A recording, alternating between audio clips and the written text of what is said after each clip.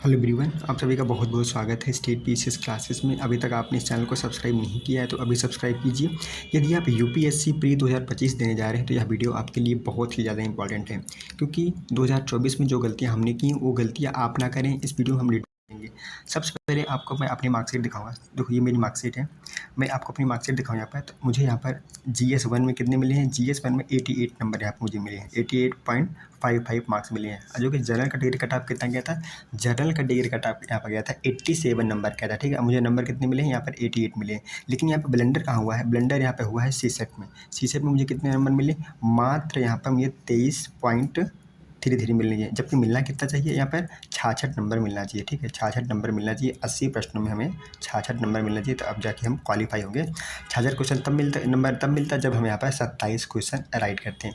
हमने जब यूपीएससी का प्री दिया था तो सीसेट में हमने 40 क्वेश्चन अटेम्प्ट किए थे। 40 क्वेश्चन किया था तो लग रहा था कि आराम से यहाँ पर हो जाएगा, क्योंकि 27 क्वेश्चन ही सही है हो, मतलब यहाँ पर करना होता है।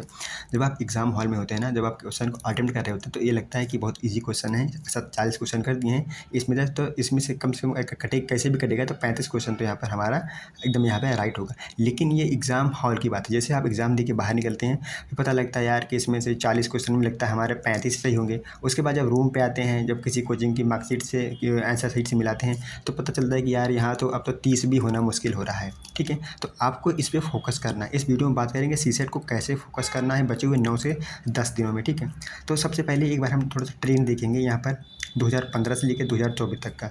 अगर हम यहाँ पे 2015 से लेकर यहाँ पे 2024 तक का यहाँ पे ट्रेंड आपको ट्रेंड दिखाएं। यहाँ पर देखिए 2015 से लेकर यहाँ पे 2024 तक का यहाँ पर ट्रेंड दिखेंगे। तो यहाँ पे रीडिंग कॉम्प्रहेंशन क्वेश्चन देखेंगे। यहाँ पर 27 क्वेश्चन, 27, 25, 30, 25, 30, 26, 30, 27, 30 ऐसे क्वेश्चन हैं। ठीक है, और मैथ के देखेंगे 30, 39, 35, 30, 40, 26, 31, 23, 25, 21। ये मैथ वाले क्वेश्चन हैं। और ये रीजनिंग के क्वेश्चन जिसमें आप देखेंगे 23, 14, 20, 20, 15, 24, 24, यहाँ पे 23, 27, 28 और 29, और टोटल आप देखेंगे यहाँ पर 80 नंबर। तो यहाँ पे आप देखिए कि आपको कौन सा सब्जेक्ट जो है कि मतलब कौन सा सेक्शन आपका वीक है। आपका यहाँ पर reasoning comprehension, reading comprehension weak है, मैथ वाला वीक है, या फिर आपका यहाँ पर रीजनिंग वाला वीक है। उसी पे आपको काम करना है। वो हिंदी मीडियम वाले का सिलेक्शन इसलिए नहीं हो रहा है क्योंकि यूपी हो गया, ठीक है, बिहार हो गया, एमपी हो गया, ये हिंदी भाषी राज्य हैं। यहाँ पे क्या है ना, यहाँ के बच्चे अधिकतर ह्यूमैनिटीज सब्जेक्ट से पढ़े होते हैं। मैथ वगैरह बैकग्राउंड से उतना ज़्यादा वो पढ़े नहीं होते हैं, और जो मैथ वगैरह पढ़े होते हैं तो वो ऐसी मैथ पढ़े होते हैं जो कि यहाँ पर काम भी नहीं आती। ठीक है, तो यहाँ पे देखेंगे सीसेट में वो यहीं पर ज़्यादा लैक करते हैं, और number of student Hindi medium के ही यूपीएससी में बैठते हैं। लेकिन फिर भी यूपीएससी में देखेंगे आप हिंदी मीडियम कट ऑफ लगातार यहाँ पे जो देखेंगे रेशियो जो है उनका परसेंटेज जो सिलेक्शन का यहाँ पर गिरता चला जा रहा है। उसका मेन कारण क्या है? सीसेट। क्योंकि सीसेट में जब पास ही नहीं होंगे तो मेंस में जाएंगे कैसे? जब मेंस में जाएंगे ही नहीं तो यहाँ पर फाइनल सिलेक्शन का कैसे होगा? ठीक है, तो आपको यहाँ पर सीसेट मजबूत करना है। जीएस हिंदी मीडियम वाले बच्चों के जीएस बहुत अच्छा होता है, लेकिन मैथ यहाँ पर उनका मैथ हो गया, थोड़ा सा रीजनिंग हो गया, कॉम्प्रहेंशन का अच्छा होता है, लेकिन मैथ रीजनिंग में थोड़ा सा लैक करते हैं। लेकिन अगर आपको सीसेट पास करना है तो थोड़ा सा मैथ भी, थोड़ा सा रीजनिंग भी, थोड़ा सा यहाँ पर कॉम्प्रहेंशन भी, तीनों चीज़ों को यहाँ पर ठीक करना है। अगर मैथ में 40 सवाल आते हैं तो ये ऐसा अपने दमखम रखिए कि कम से कम अगर अपने आप वहाँ पे 50% नहीं कर पा रहे हैं सही से, तो कम से कम ये मान चलिए कम से कम 30 से 40% मैथ करिए। ठीक है, क्योंकि आपको इतना करना पड़ेगा। ऐसा नहीं कि मैथ छोड़ दिए सिर्फ रीजनिंग पे और यहाँ पर रीडिंग कॉम्प्रहेंशन के दम पे आप चीज़ें कर रहे हैं। होना पॉसिबल नहीं है, क्योंकि रीजनिंग भी के सवाल भी बहुत ज़्यादा कठिन आने लगे हैं अभी साफ देखा तो। अब यहाँ पे अगर हम बात करें आपको क्या करना है, देखो अगर यहाँ पे हम बात करें यूपीएससी 2024 का, अगर यहाँ पर हम ट्रेंड देखें तो यहाँ पे जो है मैथ से देखेंगे, कॉम्प्रहेंशन के देखेंगे और रीजनिंग के देखेंगे। ठीक है, यहाँ पे 3 सेक्शन होता है। एक होता है कॉम्प्रहेंशन का, एक होता है यहाँ पर आपका रीडिंग कॉम्प्रहेंशन का होता है, एक मैथ का होता है, और यहाँ पे एक लॉजिकल रीजनिंग का होता है। जीएस पेपर 2 में जैसे बोलते हो, सीसेट बोलते हो, ये क्वालिफाइंग नेचर का होता है। इसमें आपको 33% लाना होता है। ठीक है, इसमें 80 क्वेश्चन होते हैं और ये 200 अंकों का पूर्णांक होता है। इसमें अगर एक क्वेश्चन आप सही करते हो तो उसके लिए आपको 2.5 मार्क्स यहाँ पर दिए जाते हैं। समय 2 घंटे का होता है। ठीक है, और यहाँ पे 66 नंबर लाने होते हैं। 66 नंबर लाने होते हैं आउट ऑफ 200 में। ठीक है, ये तो बेसिक इन्फॉर्मेशन आपको यहाँ पर पता होनी चाहिए। ठीक है, अब यहाँ पे बात करते हैं मैथ में। मैथ में हमें कौन कौन से टॉपिक है जो हमें पढ़ना चाहिए, जरूर पढ़ के जाना चाहिए। चाहे हिंदी मीडियम से इंग्लिश मीडियम से, अगर आपका सीसेट कमजोर है तो ये चीज़ आपको करनी ही पड़ेंगी, अदरवाइज भी सिलेक्शन होने वाला नहीं है। अगर यहाँ पे बात करेंगे कि क्वेश्चन के डिफिकल्टी लेवल की, तो 7 क्वेश्चन ऐसे थे जो कि ईजी आए थे 2024 में। मॉडरेट 18 क्वेश्चन थे मैथ्स के, और यहाँ पर डिफिकल्ट यहाँ पर 13 क्वेश्चन थे। अगर आपने मॉडरेट के 9 क्वेश्चन कर लिए होते, ठीक है, और यहाँ पर 7 क्वेश्चन कर लिए होते हैं, ठीक है, तो फिर भी जो है आप ठीक ठाक स्थिति में रहते हैं, क्योंकि मैथ में आपका यहाँ पर अच्छा खासा स्कोर हो जाता है, ठीक है। ऐसे ही आप रीजनिंग में और कॉम्प्रिहेंशन में आप स्कोरिंग करके या आप सीसर को आराम से क्वालिफाई कर सकते थे, ठीक है। लेकिन मैथ में आपको कुछ टॉपिक है इसको आपको पकड़ बनानी पड़ेंगे। जैसे यहाँ पर नंबर सिस्टम के सवाल बहुत ईजी होते हैं, अगर आप चाहें इसको कर सकते हैं, ठीक है। परसेंटेज के भी सवाल मानता हूँ मैं कि ईजी होते हैं, परमुटेशन रेशियो के भी सवाल मैं मानता हूँ थोड़ा सा ईजी होते हैं, लेकिन यहाँ पे प्रॉफिट लॉस भी ठीक होते हैं, टाइम एंड वर्क का भी ठीक ठाक क्वेश्चन होते हैं, और यहाँ पे LCM SCF का क्वेश्चन भी ठीक होते हैं, नंबर सीरीज का भी, और यहाँ पे एवरेज, यहाँ पे एज एंड रिलेशनशिप, ये क्वेश्चन थोड़ा सा डिफिकल्ट होते हैं। तो मैं मानता हूँ कि आप ये वाले क्वेश्चन जो जैसे कि नंबर सिस्टम के हैं, परसेंटेज के हैं, रेशियो के हैं, ठीक है, और यहाँ पे प्रॉफिट एंड लॉस के हैं, टाइम एंड वर्क के हैं, यहाँ पे LCM SCF के हैं, ठीक है, और यहाँ पर नंबर सीरीज़ के हैं या एवरेज के, मैं तो ये छोड़ दूँ।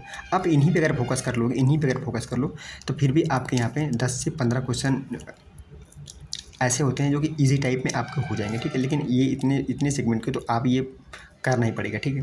जैसे इसमें 19 सवाल पूछ लिए गए, यहाँ 5 सवाल, यहाँ पे 3 सवाल, यहाँ पे 2 सवाल, तो यहाँ पे वेटेज काफ़ी ज़्यादा है, ठीक है।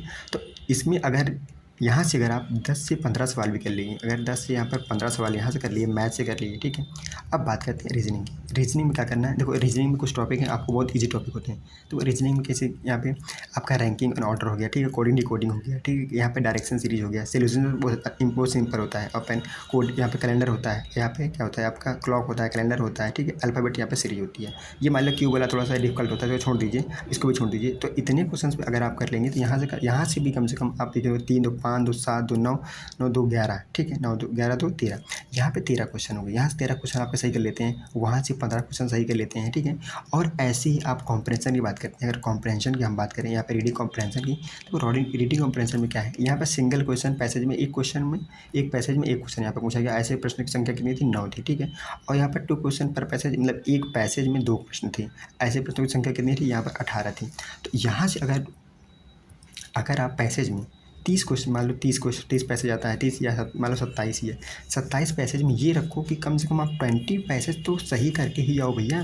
क्योंकि आपका अगर स्ट्रॉन्ग, तो अगर हमारा स्ट्रॉन्ग पोर्शन है आपका कॉम्प्रिहेंशन, तो यहाँ से कम 20 प्रश्न करके आओ, ठीक है। 20 प्रश्न यहाँ से कर दिए, ठीक है, 20 प्रश्न आप यहाँ पे कॉम्प्रिहेंशन से कर दिए, ठीक है, 15 प्रश्न आप मैथ से कर दिए, ठीक है, और 15 यहाँ पर अगर रीजनिंग से कर दिए, तो आप देख रहे हैं आप लगभग 45 क्वेश्चन यहाँ पर राइट करके आ जाए। और आपको कितना चाहिए, आपको चाहिए यहाँ पर 27 क्वेश्चन चाहिए, यानी कि 66 नंबर चाहिए। तो यहाँ पे कितना भी काट पीट के आपको कितना लाना है, 27। अगर इसमें से मान लो अगर 5 क्वेश्चन कट भी गया, फिर भी यहाँ पर अगर 45 में से अगर आप 5 क्वेश्चन कट भी गया, तो 40 क्वेश्चन बचता है, फिर भी तो आप यहाँ पर क्वालिफाइंग रहेंगे ना।